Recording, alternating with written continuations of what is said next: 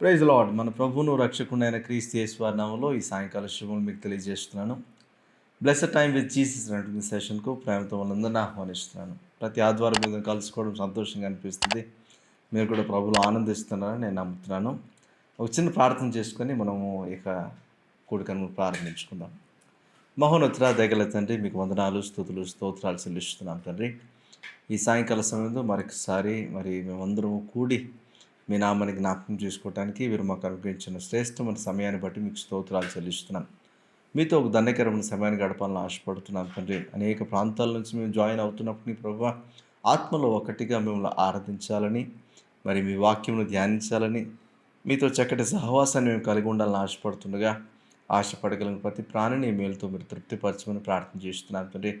మా ఆరాధనలో, మా స్తుతిలో, తర్వాత మా ధ్యానం అంతట్లో, తర్వాత ఆఖరిగా ప్రార్థనలో మాకు తోడై నడిపించండి. మీరు మాతో మాట్లాడండి. ఈ సమయాన్ని మాకు దీవెనకరంగా, మీకు మహిమకరంగా మలుచుకోమని మా ప్రభువును రక్షకుడు అయిన క్రీస్తు యేసు నామములో అడిగి వేడుకుంటున్నాం తండ్రి. ఆమెన్. ఆమెన్. రైట్, కొద్ది నిమిషాలు ప్రభువును స్తుతిద్దాం.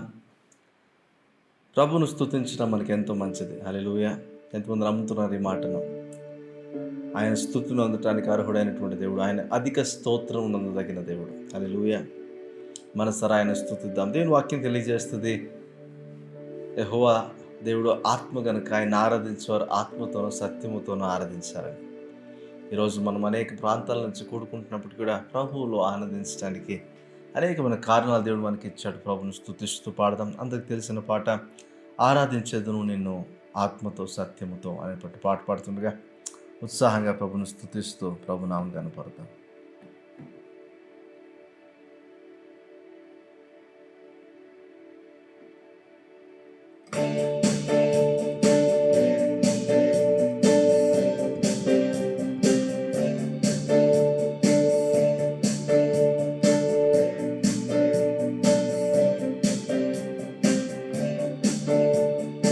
ఆరాధించేదను నిన్ను నా యేసయ్యా ఆత్మతో సత్యముతో, ఆరాధించేదను నిన్ను నా యేసయ్యా ఆత్మతో సత్యముతో, ఆరాధించేదను నిన్ను నా యేసయ్యా ఆత్మతో సత్యముతో, ఆరాధించేదను నిన్ను నా యేసయ్యా ఆత్మతో సత్యముతో, ఆనందగానముతో ఆర్భాటనాదముతో, ఆనందగానముతో ఆర్భాటనాదముతో,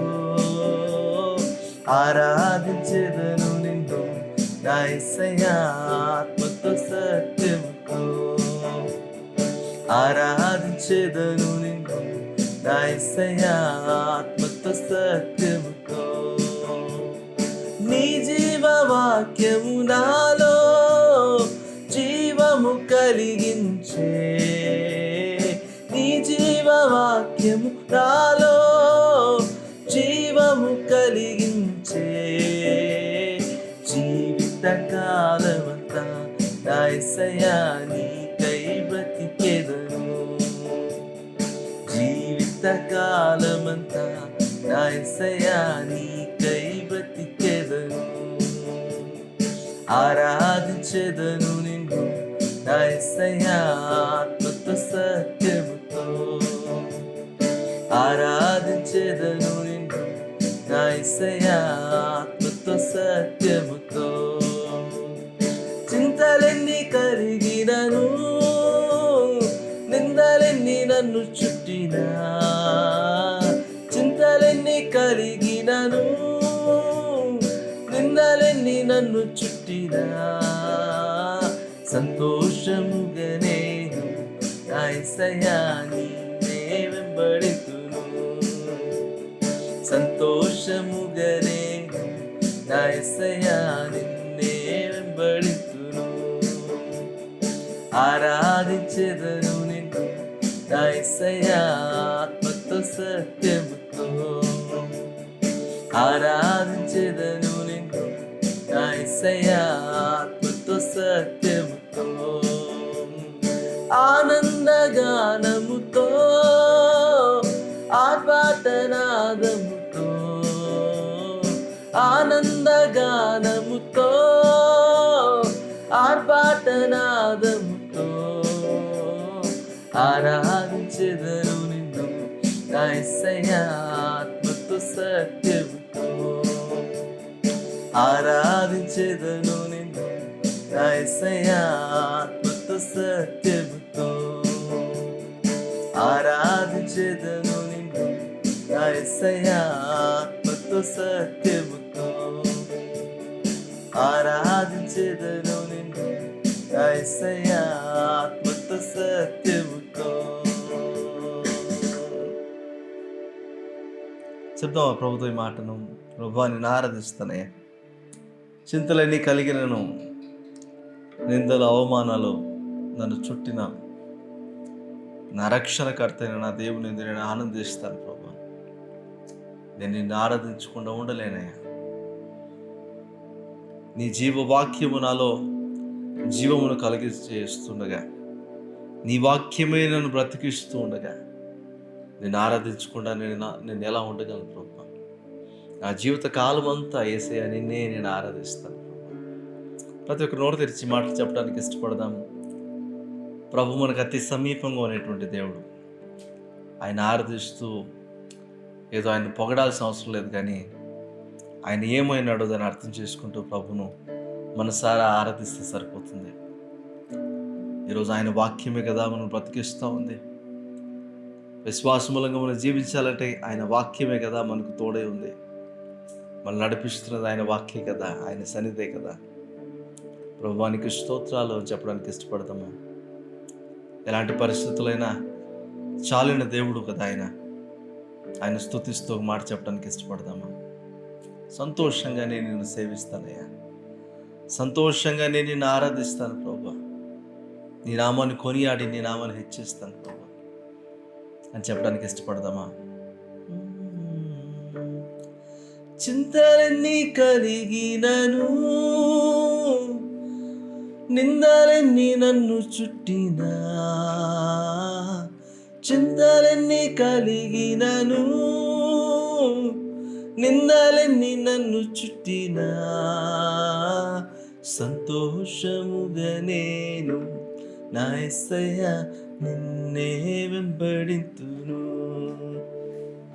సంతోషముగా నేను నా యేసయ్యా నిన్నే వెంబడింతును.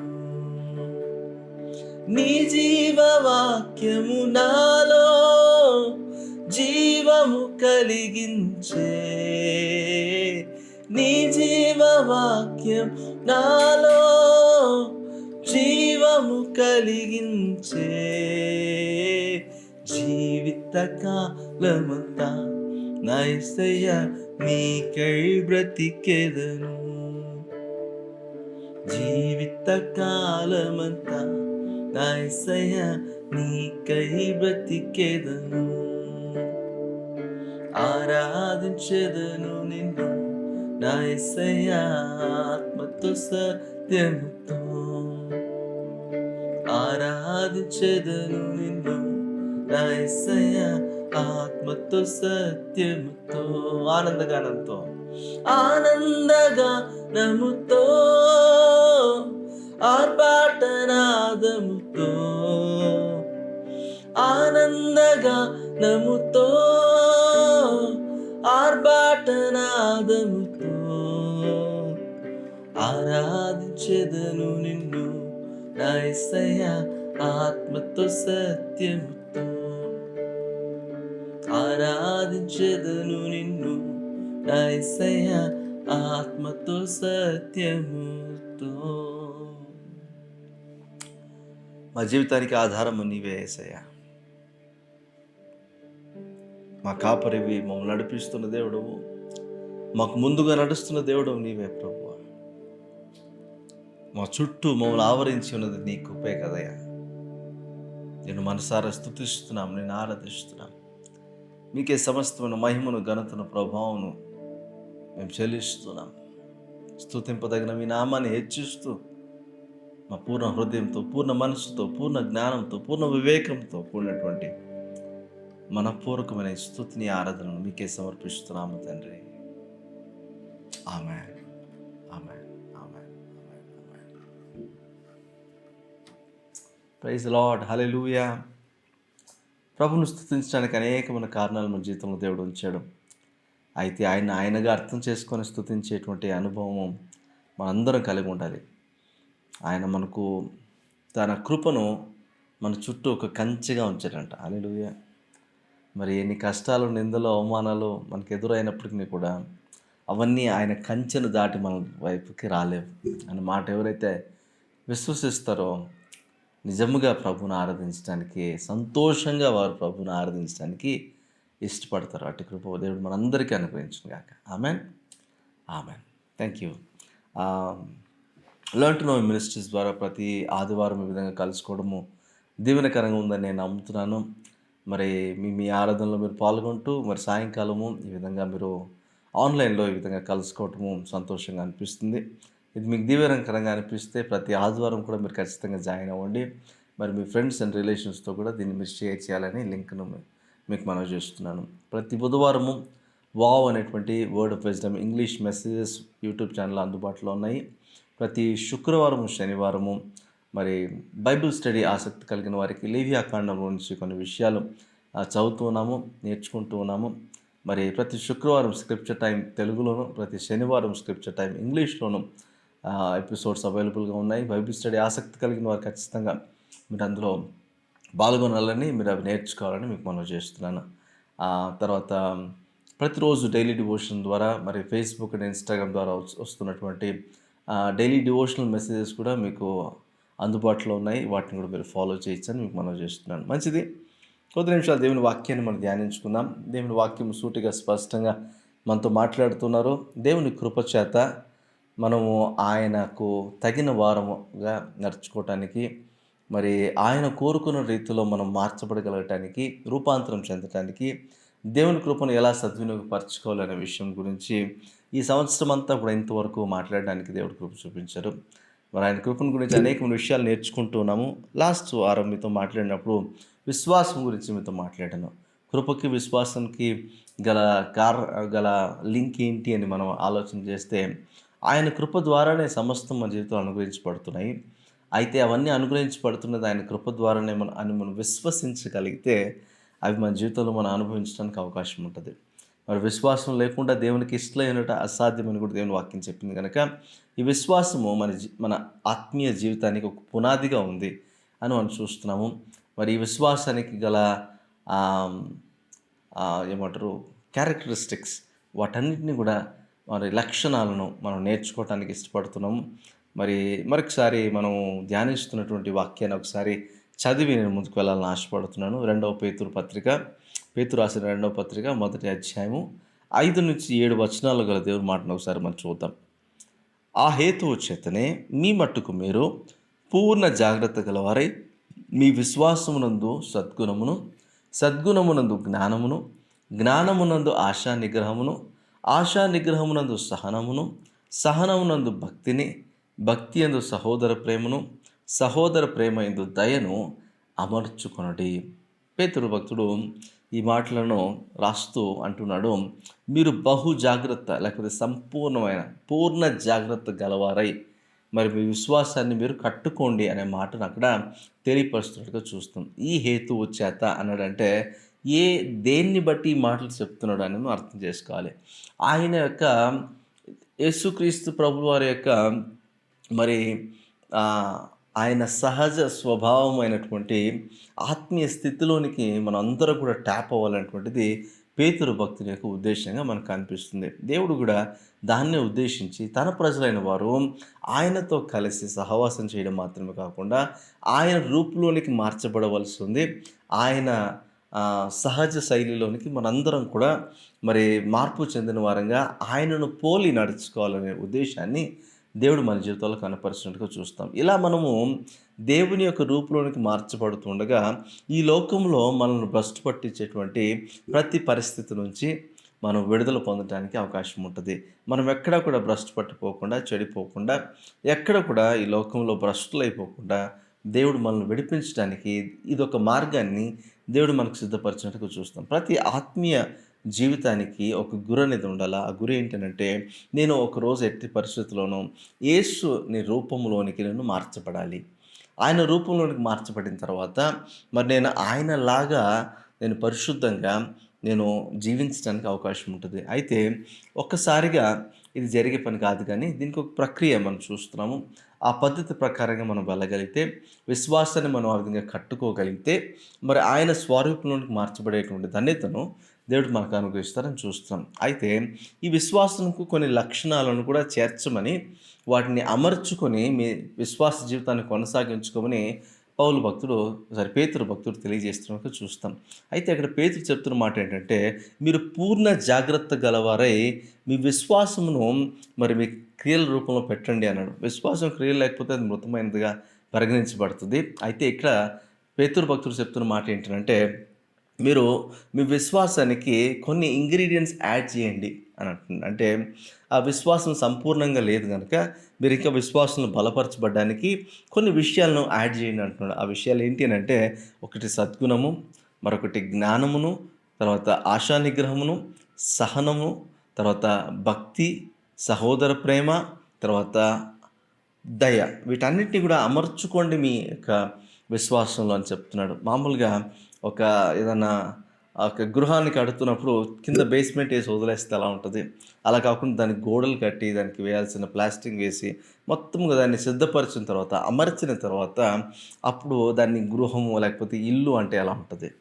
అయితే బీడుగా ఉన్నటువంటి భూమిని చూపించి జస్ట్ పునాది మాత్రం వేసేసి అలా వదిలేసి ఇది ఇంటికి సంబంధించిన బ్లూ ప్రింట్ అని చెప్తే ఎవరికి అర్థం కాదు. సేమ్ వే విశ్వాసం కూడా మన సంపూర్ణ స్థాయికి విశ్వాసం చేరాలి అని అంటే ఇవన్నీ అందుకు కలపాల్సిన అవసరం ఎంతైనా ఉంది అని పేతురు భక్తుడు తెలియజేస్తున్నారు. అయితే మీరు జాగ్రత్త వహించండి. మీ విశ్వాసము ఒంటిగా ఉండకుండా, మీ విశ్వాసము జస్ట్ పునాది వేసినట్టుగా ఏదో ఎక్కడ వేసిన గొంగలు అక్కడ అన్నట్టుగా మీ విశ్వాసం ఉండిపోవడానికి వీల్లేదు అని మీరు జాగ్రత్త వహించండి. మీ విశ్వాసాన్ని పెంపొందించుకునే విషయంలో కావచ్చు, మీ విశ్వాసాన్ని సంపూర్ణంగా ప్రభువుకి నచ్చినట్లుగా మీరు మార్చుకునే విషయంలో మీరు బహు జాగ్రత్త వహించి మీరు ముందుకు నడవండి ఆత్మీయ స్థితిలో అని పేతురు వారికి తెలియజేస్తున్నట్టుగా చూస్తాం. ఎందుకు ఈ మాటలు చెప్తున్నాడు అని మనం ఆలోచన చేస్తే, 2 పేతురు పత్రికలోనే 1వ అధ్యాయం 10వ వచనం ఒకసారి చూద్దాం మనం.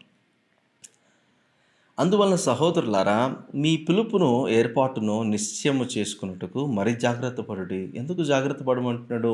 ఎందుకు విశ్వాసాన్ని కట్టుకోమంటున్నాడు? ఎందుకు విశ్వాసంలో అభివృద్ధి చెందమంటున్నాడు అంటే, మీ పిలుపును గురించి, మీ ఏర్పాటును గురించి నిశ్చయము చేసుకోండి. అంటే మీరు అజాగ్రత్తగా ఉండదు. మిమ్మల్ని దేవుడు పిలిచిన విధానాన్ని జ్ఞాపకం చేసుకోండి. మిమ్మల్ని దేవుడు ఏర్పాటు చేసుకున్న విధానాన్ని జ్ఞాపకం చేసుకోండి. దేవుడు ఊరికనే ఆయనకి ఏది పని పాట లేకుండా మనల్ని ఏర్పాటు చేసుకోలేదు. ఇజ్రాయెల్ ప్రజలను కాదని మనల్ని ఏర్పాటు చేసుకోవడానికి గల కారణం ఏంటి అని అంటే, మరి ఇజ్రాయెల్ ప్రజలు దేవుడు చెప్పిన మాటకు లోబడకుండా జీవిస్తున్నారు కాబట్టి మనం ఆయనకు లోబడతామనే ఉద్దేశంతో ఆయన మనకు తన దయ చొప్పున మనకు ఒక మార్గాన్ని ఆయన తెరిచి ఉంచాడు. అయితే మనం పిలిచిన ఆయన పిలుపును ఒకసారి మనం జ్ఞాపకం చేసుకోవాలి. ఏ ఉద్దేశంతో అయితే మనల్ని పిలిచాడో, ఏ ఉద్దేశంతో అయితే మనల్ని ఏర్పాటు చేసుకున్నాడో ఒకసారి మనం జ్ఞాపకం చేసుకోవాలి. ఎలాగైతే ఆయన ఏర్పాటులో ఆయన మనల్ని పిలిచాడంట. మొదటగా మనల్ని ఏర్పాటు చేసుకున్నాడు. జగత్తు పునాది వేయబడక మునిపే మనల్ని గురించిన ఆలోచన ఆయన హృదయంలో కలిగింది. ఆయన మనల్ని ఎన్నుకున్నాడు. ఆయన మనల్ని ఏర్పాటు చేసుకున్నాడు. ఆయన తనకు స్వకీయ జనముగా మనం మార్చబడగలగటానికి యేసుక్రీస్తు ప్రభుల ద్వారా మనము ఆయన యుద్ధకు రావటానికి ఆయన మనల్ని ఎన్నిక చేసుకున్నాడు. మనలో ఏ విధమైన మంచితనం లేకపోయినప్పటికీ ఆయన మనల్ని ఎన్నిక చేసుకొని, ఏర్పాటు చేసుకొని, ఏ పిలుపు కొరకైతే మనల్ని పిలిచాడో దాని గురించినటువంటి ఒక నిశ్చయత మనలో కనిపించాలి. దాని గురించినటువంటి ఒక అవగాహన మనం కలిగి ఉండాలి. తర్వాత దాని విషయంలో మనం చేయవలసిన ప్రయాసం మనం ఖచ్చితంగా చేయాలి. దాని విషయంలో మనం జాగ్రత్త వహించాల్సి ఉంది అని తెలియజేస్తున్నాడు. మన అలసత్వం వహించడానికి వీల్లేదు. ఏదో పిలిచాడులే, ఏదో నన్ను ఏర్పాటు చేసుకున్నాడులే, నన్ను కాకపోతే ఎవరిని ఏర్పాటు చేసుకుంటాడు అని అలసత్వం వహించడానికి వీల్లేదని చూస్తున్నాం. అందుకే పేతురు భక్తుడు మీరు పూర్ణ జాగ్రత్త గలవారై మీ విశ్వాసమును సంపూర్తి చేసుకోండి. మీ విశ్వాసమును పెంపొందించుకునే విషయంలో మీరు జాగ్రత్త వహించండి. దీనికి గల కారణాలను ఆయన తెలియజేస్తూ మీ పిలుపును జ్ఞాపకం చేసుకోండి. దేవుడు మీ పట్ల కలిగిన ఉద్దేశాన్ని జ్ఞాపకం చేసుకోండి. దేవుడు మీ పట్ల కలిగి ఉన్నటువంటి ఏర్పాటును జ్ఞాపకం చేసుకోండి అని తెలియజేస్తున్నాడు. ఒక ఎగ్జాంపుల్ చెప్పి నేను ముందుకెళ్తాను. దేవుడు అబ్రహామును ఎన్నుకున్నాడు. అబ్రహామును పిలుచుకున్నాడు. అబ్రహాం దేవుని ఏర్పాటులో ఉన్నాడు అని చూస్తున్నాం. అబ్రహాం దేవుని ఏర్పాటులో ఉండడాన్ని బట్టి తను ఉన్నటువంటి కల్దీయుల దేశాన్ని తను విడిచిపెట్టాల్సి వచ్చింది. ఎందుకంటే దేవుని ఏర్పాటులో కల్దీయుల దేశంలో అబ్రహాం ఉండడం దేవుని చిత్తము కాదు. అక్కడి నుంచి బయటికి తీసుకురావాలని దేవుడు తనని ఎక్కడైతే ఉంచాలని ఆశపడ్డాడో అక్కడికి తీసుకురావాలని ఆశపడ్డాడు. అయితే దేవుని ఎన్నికలో, దేవుని ఏర్పాటులో, దేవుని పిలుపును బట్టి అబ్రహాము కూడా వెంటనే జాగ్రత్త గలవాడే విశ్వాసంతో బయలుదేరాడు. తన కుటుంబ సభ్యులను విడిచిపెట్టి, తన సొంత వారిని విడిచిపెట్టి, సొంత దేశాన్ని విడిచిపెట్టి, ఎవరో తెలియని దేవుడు ఒకసారి పిలిచిన వెంటనే విశ్వాసంతో లోబడి మరి దేవుడు చెప్పిన విధంగానే బయలుదేరి వస్తున్నట్టుగా చూస్తున్నాం. అంటే పూర్ణ జాగ్రత్త కలిగి విశ్వాసాన్ని తను కాపాడుకుంటూ విశ్వాసంలో ఎదుగుతూ ఉన్నాడు. మరి పిలిచినది 75 సంవత్సరంలో, కానీ అతను కనాన్ దేశాన్ని వెళ్ళి స్వతంత్రించుకున్న తర్వాత దేవుని ఉద్దేశము, దేవుని ప్రణాళిక నెరవేర్చబడడానికి కొన్ని వేల సంవత్సరాలే పట్టిపోయిన తర్వాత, అయితే ఒక కుమారుడు కొరకే 25 సంవత్సరాలు అతను ఎదురు చూడాల్సి వచ్చింది. కానీ విశ్వాసంలో అప్పుడప్పుడు అటు ఇటుగా ఉంటున్నప్పటికీ కూడా విశ్వాసంలో ఎదుగుతూ ఉన్నాడు. ఎలా ఎదుగుతున్నాడంట వాక్యం చెప్తుంది. క్రమక్రమంగా విశ్వాసంలో ఎదుగుతున్నాడంట. దేవుని మీద ఎక్కువగా ఆధారపడుతూ ఉన్నాడంట. మరి తన జీవితం ఎలా ఉందో మనందరికీ తెలుసు. ఇలా నేను అనేకమైన ఎగ్జాంపుల్స్ మీకు చెప్పగలను. కానీ ఒక విషయం అర్థం చేసుకుందాము. మనల్ని పిలిచిన పిలుపు ఎలాంటిది మనం అర్థం చేసుకోలేము. ఉద్దేశం ఎలాంటిది, దేవుని ఉద్దేశం, దేవుని హృదయం ఏంటి, మనల్ని పిలిచిన విధానంలో, మనల్ని ఏర్పాటు చేసుకునే విధానంలో అని మనం ఆలోచన చేయగలిగితే విశ్వాసాన్ని మనము కట్టుకోకుండా ఉండలేం. విశ్వాసాన్ని మనం పెంపొందించకుండా ఉండలేం. యేసుప్రభు శిష్యులు అడుగుతున్నారు, మా విశ్వాసాన్ని మేము ఎలా అభివృద్ధి చేసుకోగలము, మా విశ్వాసాన్ని నువ్వే అభివృద్ధి చెందించాయా అని అడుగుతున్నారు. మనం కూడా చేయాల్సిందంటే ఏంటి అని అంటే యేసుప్రభుని అడగాలి. మనకు ఆదరణకర్త, వేరొక ఆదరణకర్తగా పరిశుద్ధాత్మను అనుగ్రహించాడు దేవుడు. పరిశుద్ధాత్మ సహాయాన్ని మనం అడుగుతూ విశ్వాసంలో నేను ఎదగాలి, యేసుని గురించి నాకు ఇంకా ఎక్కువ చెప్పు అని పరిశుద్ధాత్మతో మనం అడిగినప్పుడు పరిశుద్ధాత్మ దేవుడు మనల్ని సర్వసత్యంలోకి నడిపిస్తాడు. యేసుప్రభు చెప్పిన మాటలనే పరిశుద్ధాత్మ మనకు బోధించి, నేర్పించి, అందులోని మర్మాలను మనకు అర్థమయ్యేలా బోధించి మనల్ని సర్వసత్యంలోకి నడిపించినప్పుడు విశ్వాసంలో అభివృద్ధి చెందడానికి మనకు అవకాశం లభిస్తుంది.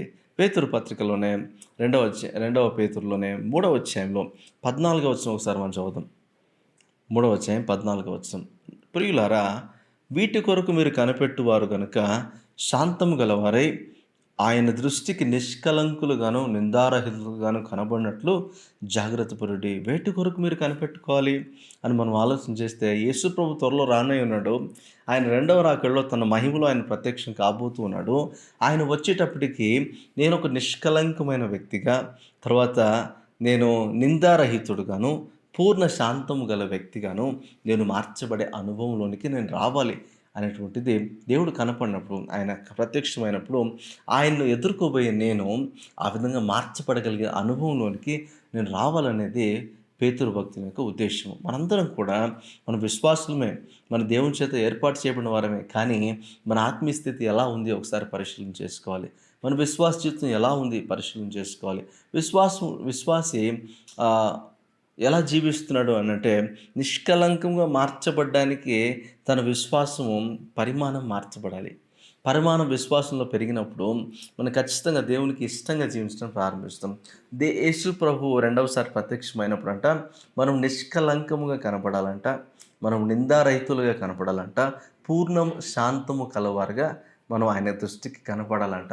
మరి ఇది అంటే సిద్ధి పొందిన అనుభవంలోనికి మనం రావాలి. సంపూర్ణ సిద్ధి మనం ఎప్పుడు సాధించగలుగుతామంటే ఎప్పుడైతే మనం విశ్వాసాన్ని పెంపొందించుకోగలుగుతామో అప్పుడు మనము దేవుని కొరకు మనల్ని మనం సిద్ధపరచుకుంటున్నట్లు లెక్క. అంటే ఆయన మనకు కొన్ని తలాంతులను ఇచ్చాడు, ఆయన దూరదేశానికి వెళ్ళాడు. మరలా ఆయన వచ్చేటప్పటికి ఆ తలాంతులను నేను ఎలా వినియోగిస్తున్నాను, ఆ తలాంతులను నేను ఎలా అభివృద్ధి చేశాను అనేటువంటిది ఆయన వచ్చి నన్ను అడిగినప్పుడు, ఒకవేళ నేను పెంచి వాటిని అభివృద్ధిలోకి తీసుకుని వచ్చుంటే బలా నమ్మకమైన మంచి దాసుడా అని నా గురించి ఆయన సాక్ష్యం ఇవ్వడానికి అవకాశం ఉంటుంది. ఈరోజు మనకి ఇవ్వబడిన విశ్వాసము, రక్షించబడినప్పుడు విశ్వాసం ఎలా ఉందో మరి అదే విశ్వాసాన్ని మనం కలిగి ఉంటే ప్రయోజనం లేదు కానీ చిన్నపిల్లల స్థాయి నుంచి కూడా మనం ఆత్మీయులుగా ఒక మెచ్యూర్డ్ క్రిస్టియన్స్‌లోకి మరి పరిణితి చెందినటువంటి ఒక విశ్వాస జీవితంలోనికి మనం వెళ్ళాల్సిన అవసరం ఎంతైనా ఉంది. అందుకే ఆ విశ్వాసాన్ని కట్టుకునే విషయంలో, ఆ విశ్వాసాన్ని పెంపొందించుకునే విషయంలో ఎప్పటికప్పుడు జాగ్రత్త వహించండి అని పేతురు భక్తుడు తెలియజేస్తున్నట్టుగా చూస్తాం. అదేవిధంగా హెబ్రీయులకు రాసిన పత్రిక 6వ అధ్యాయము 11-12 వచనాల్లో చూసినప్పుడు పౌలు భక్తుడు కూడా కొన్ని విషయాలను తెలియజేస్తున్నట్టుగా చూస్తాం. హెబ్రీయులకు రాసిన పత్రిక 6వ అధ్యాయము 11 మరియు 12 వచనాలు. మీరు మందులు కాక విశ్వాసము చేతను ఓర్పు చేతను వాగ్దానములను స్వతంత్రించుకుని వారిని పోలి నడుచుకున్నట్లుగా మీలో ప్రతివాడును మీ నిరీక్షణ సంపూర్ణమగు నిమిత్తము మీరిది వరకు కనపరిచిన ఆసక్తిని తుదమట్టుకు కనపరచవలనని అపేక్షించుచున్నాను అనడం. అంటే మీలో ఆసక్తి కనపడుతూ ఉంది. దేవుని వాగ్దానం మీ విషయంలో జరగటానికి మీరు ఆసక్తి కలిగి ఉన్నారు. అయితే ఈ ఆసక్తిని వాగ్దానం కొరకు అప్పటికప్పుడు మాత్రమే మీరు దాన్ని కలిగి ఉండొద్దు కానీ ఇదే ఆసక్తిని మీరు కనపరుస్తూ దాన్ని కొనసాగించండి అని పౌలు భక్తుడు అక్కడ తెలియజేస్తున్నట్టుగా చూస్తాం. మనం మందులు కాక అంటే మనకు మొదట్లో ఉన్న ఆసక్తి తర్వాత ఉండదు.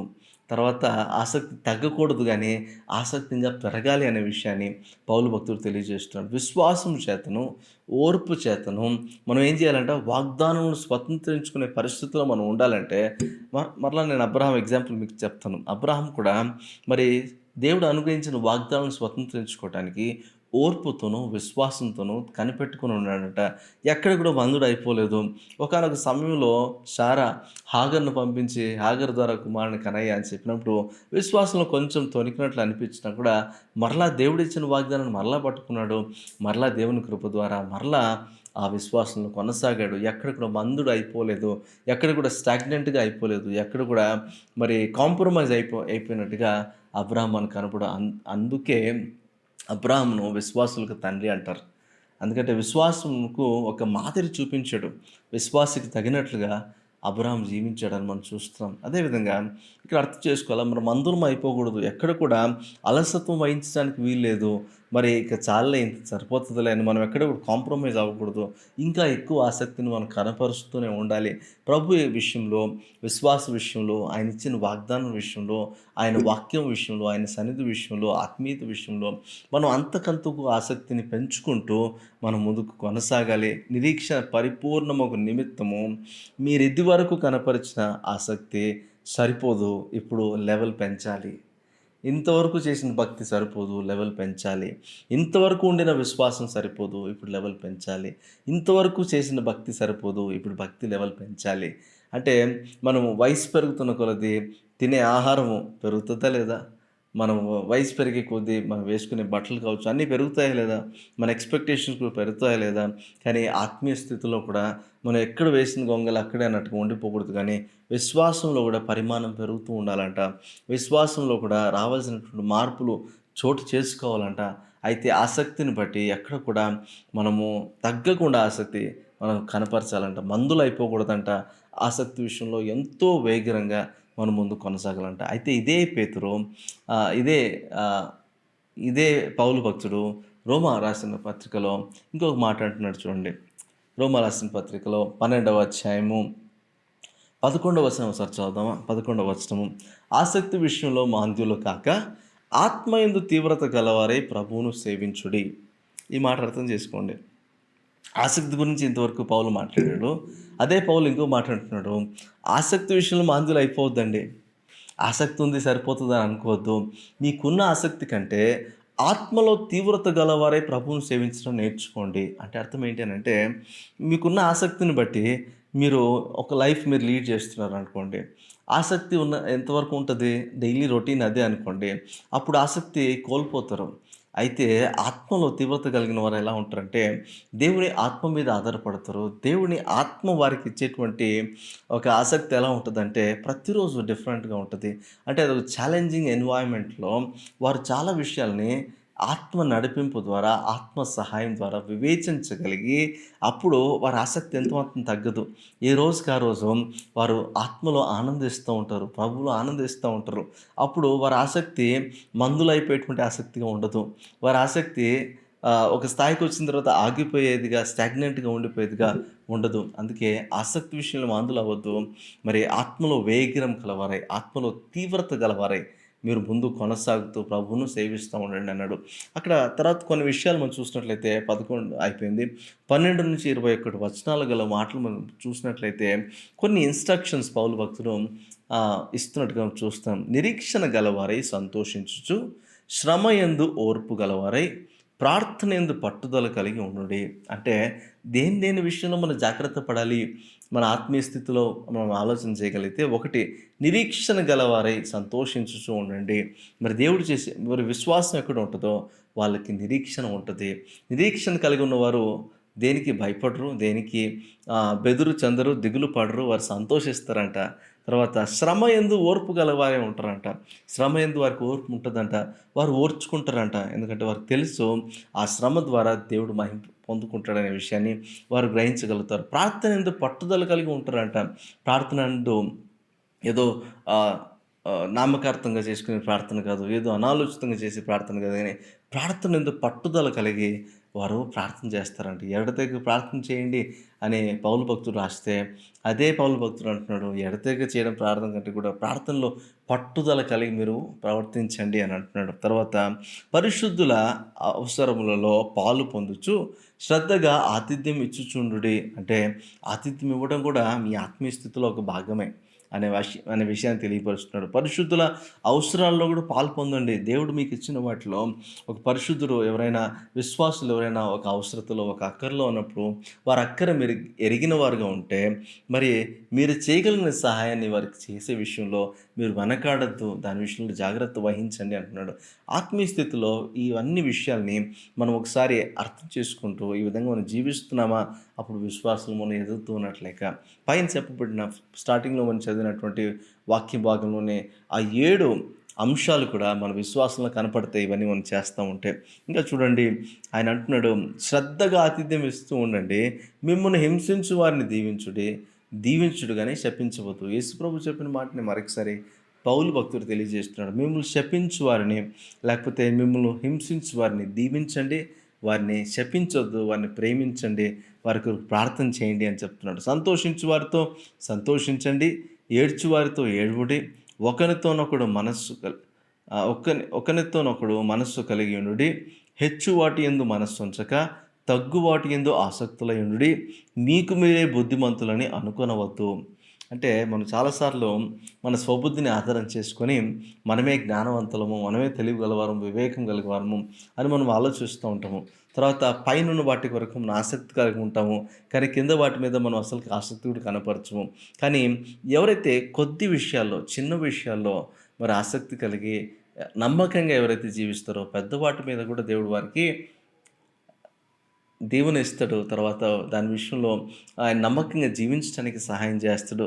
అయితే సంతోషించే వారితో సంతోషించండి, ఏడ్చే వారితో మీరు కలవండి, వారితో కూడా మీరు ఏడవండి. అందరితో కలిసి సహవాసం చేయటానికి, అందరితో కలిసి మీరు జీవించడానికి ప్రయాసపడండి అని పౌలు భక్తుడు రాస్తున్నట్టుగా మనం చూస్తున్నాం. ఇంకా మనం ఆలోచన చేయగలిగితే అక్కడ ఆయన చెప్తున్న మాట ఏంటంటే, కీడుకు ప్రతి కీడు ఎవనికి చేయవద్దు, మనుషులందరి దృష్టికి యోగ్యమైన వాటిని గురించి ఆలోచన కలిగి ఉండండి. ఇవన్నీ ఆత్మీయ స్థితికి సంబంధించిన విషయాలే.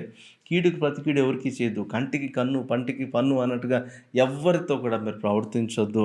తర్వాత మనుషులందరి దృష్టికి యోగ్యమైన వాటిని గురించి ఆలోచన కలిగి ఉండండి. యోగ్యమైన వాటిని మీరు చేపట్టండి. ఏదైతే మంచిదో, ఏదైతే చేయగలిగిందో దాని విషయంలో మీరు బాధ్యత కలిగి ఉండండి అని తెలియజేస్తున్నట్టుగా చూస్తాం. శక్యమైతే మీ చేతనైనంత మట్టుకు సమస్త మనుషులతో సమాధానంగా ఉండండి. అంటే అర్థం ఏంటి?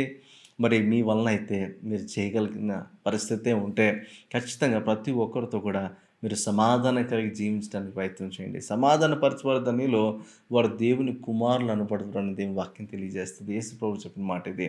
అయితే పౌలు భక్తుడు అంటున్నాడు, మీరు కుదిరితే ఖచ్చితంగా, వీలైతే ఖచ్చితంగా ప్రతి ఒక్కరితో కొంచెం సమాధానకరంగా ఉంటుంది. కొంతమంది మనకు వ్యతిరేకంగా మాట్లాడుతుంటారు. మనము సమాధాన పడాలనుకున్న వారు సమాధానపరచబడడానికి ఇష్టపడరు.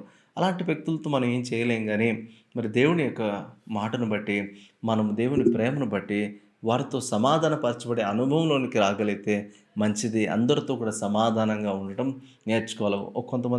కొందరంటే సరిపోతాం. అలా కాకుండా ప్రతి ఒక్కరితో సమాధానం కలిగి మనం జీవించాలి. దేవుడు కూడా మనతో సమాధానం కలిగి ఉండకపోతే మన జీవితాలు ఎలా ఉంటాయో ఆలోచన చేయండి.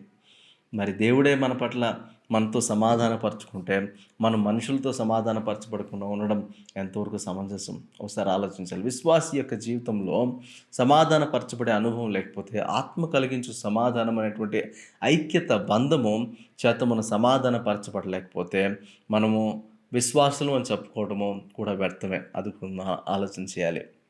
తర్వాత అంటున్నాడు, ప్రియులారా మీకు మీరే పగ తీర్చుకొనక దేవుని ఉగ్రతకు చోటియ్యుడి. పగ తీర్చుట నా పని, నేనే ప్రతిఫలం నిత్తునని ప్రభువు చెప్పుచున్నాడని వ్రాయబడి ఉన్నది కదా. పగ తీర్చుకునే విషయంలో కొంతమందికి పగ కార్పణ్యాలు ఎట్టి పరిస్థితుల్లో తొలగిపోయే పరిస్థితి ఉండదు. రక్షించబడిన అనుభవం ఉంటుంది, విశ్వాసులను పిలువబడుతూ ఉంటారు, కానీ మనుషులంటే గిట్టదు పగ వారి మీద. అయితే ప్రతీకారం చేయడం ఈ పని కాదు, అది దేవుని పని. ప్రభువే ప్రతీకారం చేస్తానన్నాడు కనుక ప్రభువుకి దాన్ని అప్పగించి వదిలేసేయండి అన్న మాటను కూడా పౌలు తెలియజేస్తున్నట్టుగా చూస్తున్నాం. ఇంకా తర్వాత చూడండి, కాబట్టి నీ శత్రువు ఆకలిగొని ఉంటే అతనికి భోజనం పెట్టుము, దప్పికొని ఉంటే దాహమేమో. అలాగూ చేయటం వలన అతని తల మీద నిప్పులు కుప్పగా పోయేదువు. కీడు వలన జయింపక మేలు చేత కీడును జయించుము. మరి ఈ విషయాలన్నీ కూడా మనం జ్ఞాపకం చేసుకుంటే, ఉన్న పరిస్థితులన్నీ మనకు అర్థమైతే, దేవుని కొరకు మాదిరిగా ఒక జీవించడానికి, విశ్వాసాన్ని మనము కనపరచడానికి, విశ్వాసాన్ని కట్టుకునే విషయంలో, విశ్వాసంలో అభివృద్ధి చెందే విషయంలో మనం పూర్ణ జాగ్రత్త వహించవలసిన అవసరం ఉంది. పేతురు భక్తుడు రాసిన మాటలను, పౌలు భక్తుడు రాసిన మాటలను మనం ఇక్కడ మరి కలిసి నేను మీకు తెలియజేస్తున్నాను. ఈరోజు మనం ఆసక్తి ఎలా ఉంది? విశ్వాస విషయంలో ఆసక్తి కనబరుస్తున్నామా? దేవుని నీతి క్రియలందు విశ్వాసం కనపరచగలుగుతున్నామా? ఆసక్తి విషయంలో మరి మనం మందులుగా మారిపోతున్నామా? లేకపోతే ఆత్మలో తీవ్రత గలవారే దేవుని గణపరచడానికి, దేవుని సంతోషపెట్టడానికి మనం ప్రయాసపడుతున్నామా? ఒకసారి మనం ఆలోచన చేయాలి. ఎందుకంటే దేవుడు మనం పిలిచిన విధానము, ఏ పిలుపుతో మనం పిలిచాడో, ఏ ఉద్దేశంతో మనం పిలిచాడో, ఏ ఏర్పాటును బట్టి మనం పిలిచాడో అదంతా జ్ఞాపకం చేసుకుంటున్నప్పుడు సత్క్రియలు చేయటం కొరకు మనల్ని ఆయన ఎన్నిక చేసుకున్నాడంట. సత్క్రియలు చేయటం కొరకు మనలను ఆయన తన సొత్తుగా మార్చుకున్నాడంట. సత్క్రియలు చేయటం కొరకు మనం పిలువబడ్డామంట. మన పిలుపు అలాంటిది. ఆయన మహిమైశ్వర్యం చొప్పున మరి ఆయన బలాతిశయమును కనపరచడానికి, ఆయన సద్గుణములను మనం కనపరచడానికి లోకంలో జీవించాలని దేవుని వాక్యం మనకు తెలియజేస్తుంది. దాని కొరకు మన ఆత్మీయ స్థితి పెరగాలి, మన విశ్వాస జీవితం పెరగాలి. దాని కొరకు పూర్ణ జాగ్రత్త వహించి విశ్వాసంలో ఎదగటానికి దేవుడు మన కృప చూపించి సహాయం చేయను గాక. విశ్వాస జీవితంలో, ఆత్మీయతలో మనం కొనసాగలేకపోతే, మనం అభివృద్ధి చెందలేకపోతే, ఎక్కడ వేసిన గొంగలు అక్కడే అన్నట్టుగా మనం ఉండిపోతే ప్రయోజనం లేదండి. దేవుని మాట ద్వారా మనం హెచ్చరించబడుతున్నట్లయితే ఈ విషయాల్లో మనం జాగ్రత్త కలిగి, దేవుడు మనల్ని పిలిచిన పిలుపుకు తగినట్లుగా, దేవుడు మనల్ని పిలిచిన ఆయన ఏర్పాటును జ్ఞాపకం చేసుకుంటూ, దేవునికి తగినట్లుగా మన జీవితంలో ఆయనకు ఇంపైన సువాసనగా మార్చబడగలటానికి దేవుడు మనకు బహు జాగ్రత్తను అనుగ్రహించి, ఆత్మలో తీవ్రత గలవారమై, ఆసక్తి విషయంలో మాంద్యులు కాక దేవుని సేవించే అనుభవాన్ని దేవుడు మనందరికీ అనుగ్రహించినట్లుగా ఒక చిన్న ప్రార్థన మనం చేద్దాం. మహోన్నతుడా, దయగల తండ్రి, మీకు వందనాలు, స్తుతులు, స్తోత్రాలు చెల్లిస్తున్నాం తండ్రి. ఈ సాయంకాల సమయంలో మీరు మాతో మాట్లాడిన శ్రేష్టమైన మీ మాటలను బట్టి మీకు స్తోత్రాలు చెల్లిస్తున్నాం. అవును ప్రభువా, విశ్వాసము మా జీవితంలో మీరు అనుగ్రహించిన గొప్ప పునాది.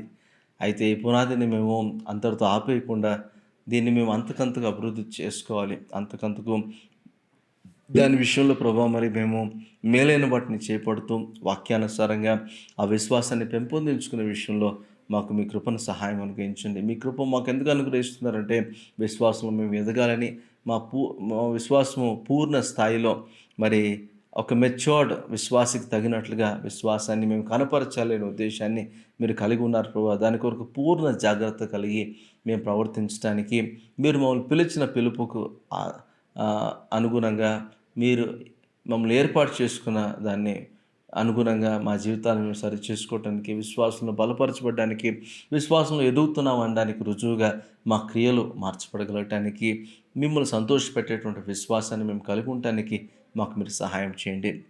విశ్వాసాన్ని కలిగి ఉండాల్సిన లక్షణాలన్నింటినీ మా జీవితంలో మేము కలిగి ఉండటానికి, తద్వారా మీ దృష్టికి అంగీకారయోగ్యం పడుతున్న కలిగి పరిశుద్ధంగా మేము జీవించగలిగిన భాగ్యాన్ని మాకు దయచేయమని మా ప్రభువును రక్షకునైన క్రీస్తు యేసు వారి నామములో అడిగి పెట్టుకుంటున్నాం తండ్రి. ఆమెన్. ఆమెన్. Thank you. మీరు దీవించబడుతున్నారని నమ్ముతున్నాను. మరొకసారి విశ్వాసం ఎలా ఉంది, విశ్వాసం యొక్క పరిమాణం ఎలా ఉంది ఒకసారి పరీక్ష చేసుకోండి.